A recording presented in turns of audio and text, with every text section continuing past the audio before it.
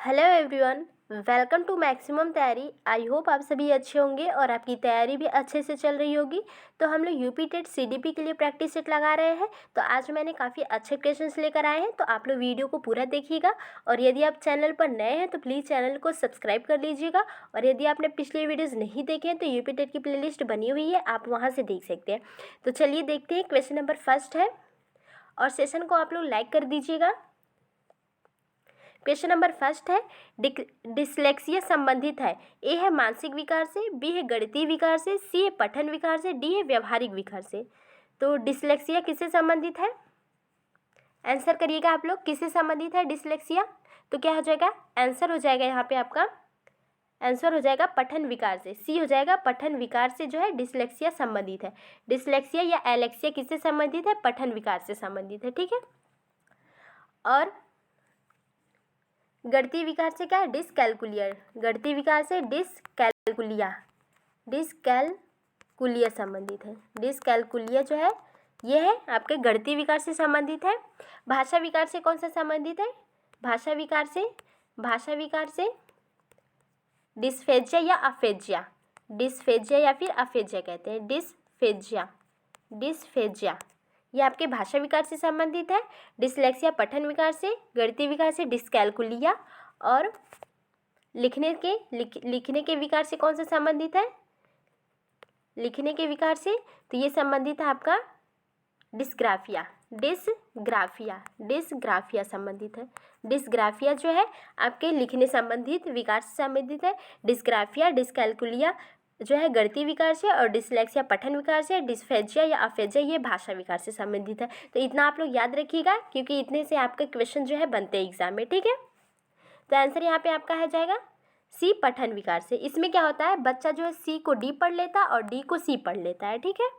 या फिर 10 को 10 लिखा हो तो उसको नेट लिख लेता है, नेट पढ़ लेगा। या फिर या फिर डॉग को गॉड पढ़ देता है, डॉग को गॉड पढ़ देगा। ठीक है। तो ये होता है पढ़ने से विकार से संबंधित है डिसलेक्सिया। ठीक है। नेक्स्ट है question number second. Question number second है, किस स्तर में बच्चे अपने समकक्षी वर्ग के सक्रिय सदस्य बनते हैं? ए है किशोरावस्था, बी है बाल्यावस्था, यहाँ वयस्कावस्था, हाँ, सी है पूर्व बाल्यावस्था, डी है बाल्यावस्था।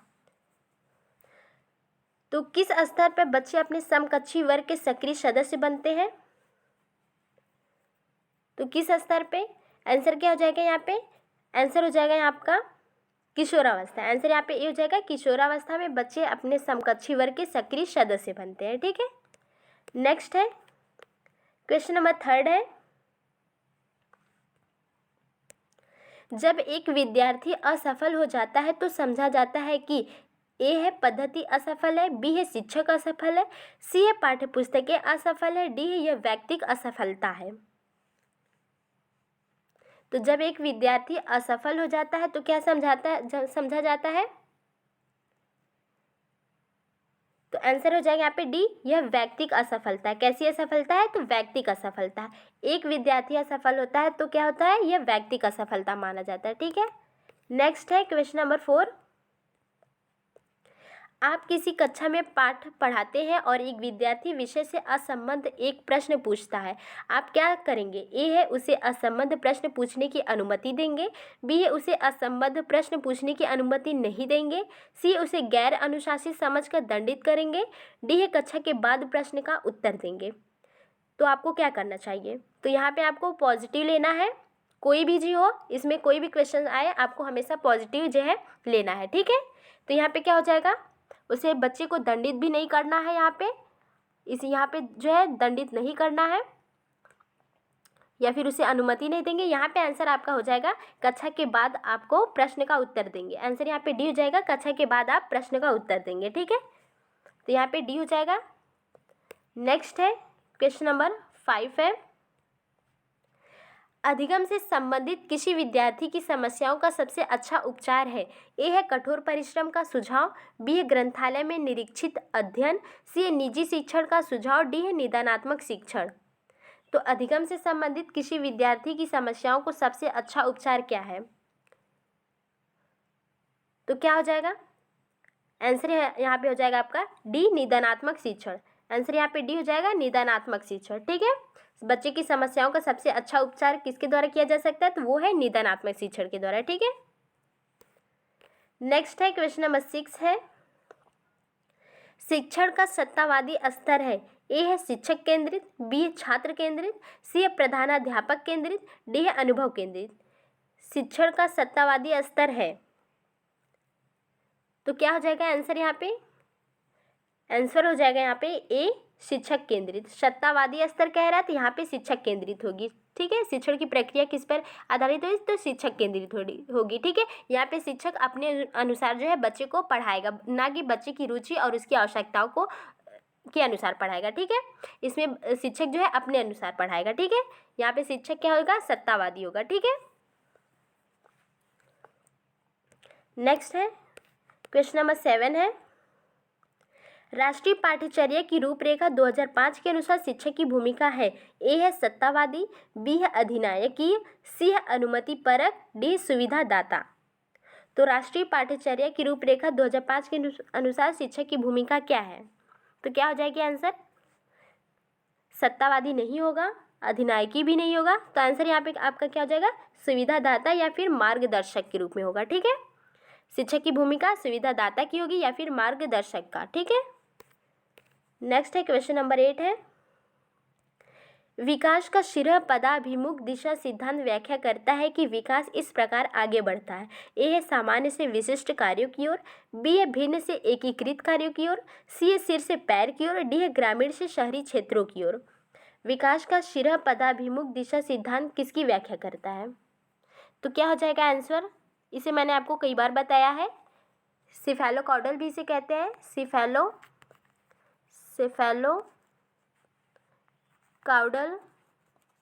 भी इसे कहते हैं, या मस्तकाधोमुखी सिद्धांत भी कहते हैं। तो क्या हो जाएगा यहाँ पे, विकास जो इसमें होता है वो सिर से पैर की ओर होता है। कैसे होता है, सिर से पैर की ओर होता है। ठीक है, नेक्स्ट है क्वेश्चन नंबर 9 है,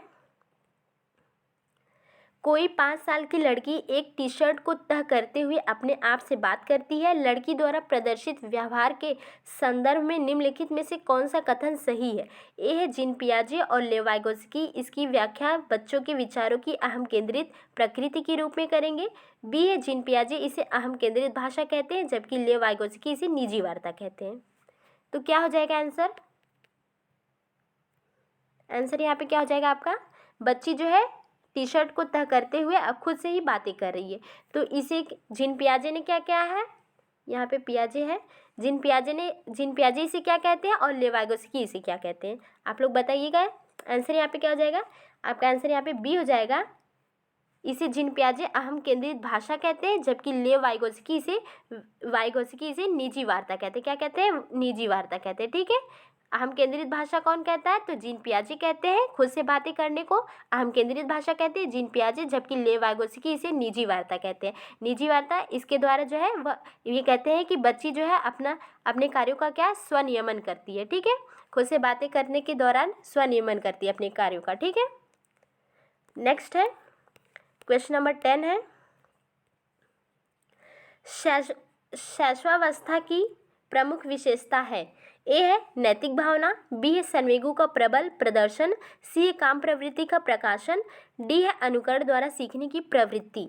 शैशवावस्था की विशेषता है इसमें से, तो कौन सी विशेषता है,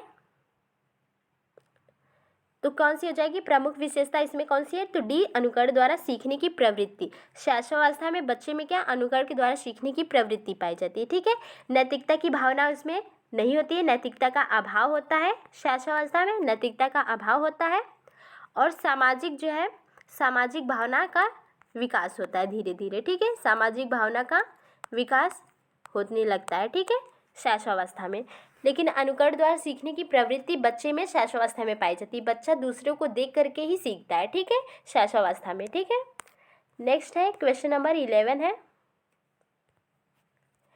निम्न में से कौन सा कथन असत्य है। ए है शैशवावस्था में शिशु शरीर बुद्धि और भाव में अपरिपक्व होता है, बी है शैशवावस्था में सभी मूल प्रवृत्तियां विकसित हो जाती हैं, सी है शैशवावस्था में अनुकरण की प्रक्रिया द्वारा जल्दी जल्दी सीखने का प्रयास करता है, डी है शिशु में अनुकरण द्वारा सीखने की प्रवृत्ति विद्यमान रहती है। तो कौन सा इसमें से असत्य है? तो कौन सा हो जाएगा आंसर? क्या हो जाएगा यहाँ पे? आंसर हो जाएगा आपका यहाँ पे बी, शैशवावस्था में सभी मूल प्रवृत्तियां विकसित हो जाती है, ये सही नहीं है। ठीक है, यहाँ पे आंसर क्या हो जाएगा बी, ये ठीक सही नहीं है। बाकी ये सभी शैशवावस्था में शिशु शरीर और बुद्धि और भाव से क्या होता है? अपरिपक्व होता है। और शैशवावस्था में अनुकरण की प्रक्रिया द्वारा वो जल्दी जल्दी सीखने का प्रयास करता है। शिशु में अनुकरण के द्वारा सीखने की प्रवृत्ति विद्यमान रहती है। तो सभी सही है, केवल बी सही नहीं है यहाँ पे। ठीक है, नेक्स्ट है क्वेश्चन नंबर 12 है, भाषा की सबसे छोटी इकाई है? ए है स्वनिम, बी है रूपीम, सी है रुदन, डी है इनमें से कोई नहीं। तो भाषा की सबसे छोटी इकाई कौन सी है? तो क्या हो जाएगा, कौन सी है? आंसर हो जाएगा यहाँ पे ए, स्वनिम है। कौन सी है? भाषा की सबसे छोटी इकाई कहेगा तो वह स्वनिम है, और भाषा की सार्थक इकाई कहेगा तो वो है रूपीम। भाषा की सार्थक इकाई कहेगा तो वो क्या हो जाएगी? रूपीम। ठीक है, यहाँ पे ध्यान दीजिएगा, सार्थक इकाई रूपीम, और कहेगा सबसे छोटी इकाई स्वनिम होती है। ठीक है, नेक्स्ट है क्वेश्चन नंबर 13 है, मैकडूगल के अनुसार मूल प्रवृत्ति जिज्ञासा का संबंध संवेग कौन सा है? ए है भय, बी है घृणा, सी है आश्चर्य, डी है भूख। तो आंसर करिएगा आप लोग। तो क्या हो जाएगा आंसर? आंसर हो जाएगा यहाँ पे आपका सी, आश्चर्य। क्या हो जाएगा?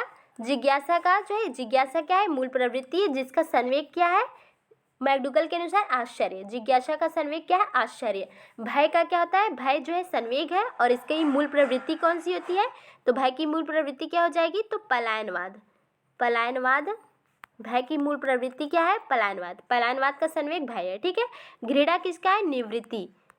निवृत्ति का। ठीक है, निवृत्ति यहाँ पे मूल प्रवृत्ति है, और यहाँ पे घृणा आपका संवेग है। ठीक है, भूख का भोजनान्वेषण हो जाएगा। ठीक है, भोजन अन्वेषण हो जाएगा। ठीक है, भोजनान्वेषण। ठीक है, तो ये भूख जो है भोजनान्वेषण का क्या है? भूख जो है संवेग है। ठीक है, तो यहाँ पे जिज्ञासा का क्या है? जिज्ञासा का संवेग यहाँ पे आश्चर्य है। क्रोध यहाँ पे संवेग है। क्रोध की मूल प्रवृत्ति क्या हो जाएगी? युयुत्सा। क्या हो जाएगी? युयुत्सा। ठीक है, युयुत्सा।